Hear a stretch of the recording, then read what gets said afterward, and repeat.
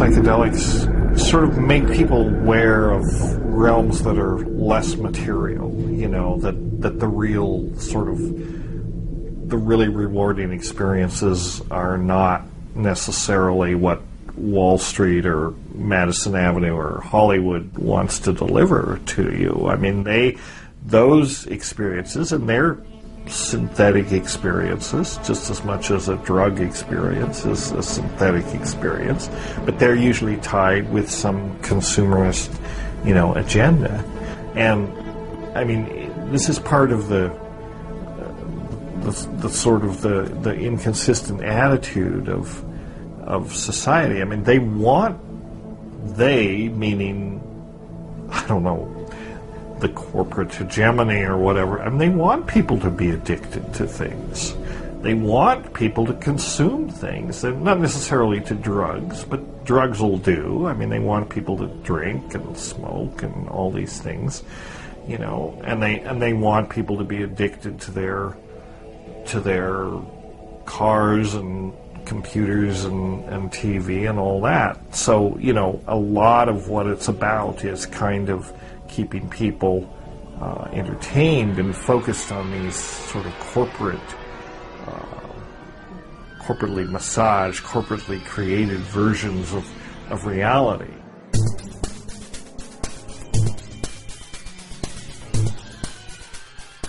The business of culture, any culture, is to perpetuate its cultural models. And if the hallucinogenic plants have not been integrated into the cultural model, then they are definitely seen as dangerous forces for an unpredictable sort of social change. Mm-hmm. Now, if the hallucinogenic plants have been integrated into the cultural model, this is not then a problem, and this is the case with shamanism.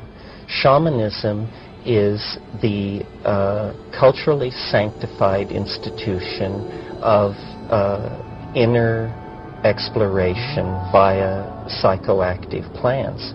Where psychoactive plants are not present, shamanic institutions tend to become vitiated, to rely on ritual or ordeals or other methods of eliciting these ecstatic states. Well, the contemporary artist, therefore, has felt a great kinship with the shaman, because the archetype of the contemporary artist is that they stand askance from or ajar from conventional culture. And therefore, these are the creative artists, we hope. Therefore, they contribute a different perspective on ourselves, and something that we can learn from. And I think that that's part of the role of sacred art, ultimately, is to show us a higher model of what we can be, so that we're pulled toward our highest potential, rather than having our negative or materialist sense reinforced. We get that through a lot of our other materialist and very rational culture. Entheogens are inherently threatening to the culture. I mean, that's, I think, one reason that they're brutally suppressed, both when capitalist cultures or dominant cultures come on indigenous cultures. They're usually bringing another religion, an outside religion, Christianity or whatever, usually incompatible with the indigenous practices. So that's the first thing to go, and the first thing to be attacked, and along with that goes the knowledge of these plants. The church was concerned that the magic of the witches be seen as real, number one, and number two, entirely caused by the agency of the devil himself. And so the church downplayed the operational role that plants had in inducing these states, because, after all, if the devil cannot lead you astray without the use of plants, why, what kind of devil is it? So in our own historical tradition, there is a curious blindness to the efficacy of hallucinogenic plants? You know, it is possible that as the visionary experience becomes more acceptable in our contemporary postmodern culture, more and more people may gravitate to those types of experience. And at the same time, we can already see that the traditional religious structures are in a lot of trouble. They're causing a lot of trouble in the world. It probably would be beneficial for there to be a kind of consciousness evolution out of fundamentalist belief systems. And, you know, I think that the shamanic experience might be helpful in that evolutionary process. As institutions, what they have in common is they discourage individual thought, and they discourage critical thinking, and they discourage questioning. They encourage that, okay, here's a body of beliefs or cultural norms or, you know, a largely accepted beliefs, and you're just supposed to accept it, you know. Don't ask questions, sit down and shut up. You know, accept it and integrate it and be a good, you know, citizen, consumer, whatever role is decided.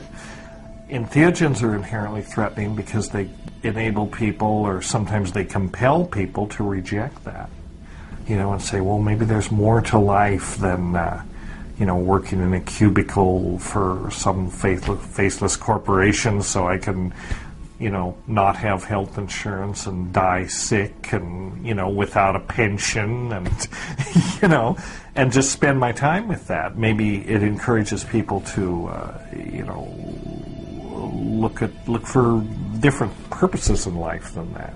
And so that's really, I think, what's going on. The problem with the psychedelics is that they dissolve cultural programming and hence inherently have a political charge about them.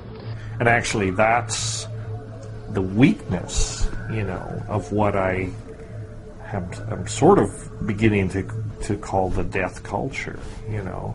And these things then actually become, in a sense, our own bioweapons, or if we're on the other side of this divide, then these plants, you know, especially the plants, become very dangerous in this context. You know, they're trying to suppress them, but you can't suppress them, and they're, you know, they're ways of changing hearts and minds, so they are definitely very, very dangerous. But they can be used in a creative way to counteract kind of the toxic message that that mainstream culture puts out. I put a lot of time into making sacred art in order to download the shamanic and entheogenic and meditative and, you know, just grace and dream and shamanic journey and all of these kinds of modes of and highly rational thinking about philosophically what are the implications of the worldview that I'm expressing and things like that, because for me the artist perhaps at their best could be I love that word scintilla, you know, Terence always used, could be the scintilla of evolving consciousness, as we all can be, you know, but they could express it visually.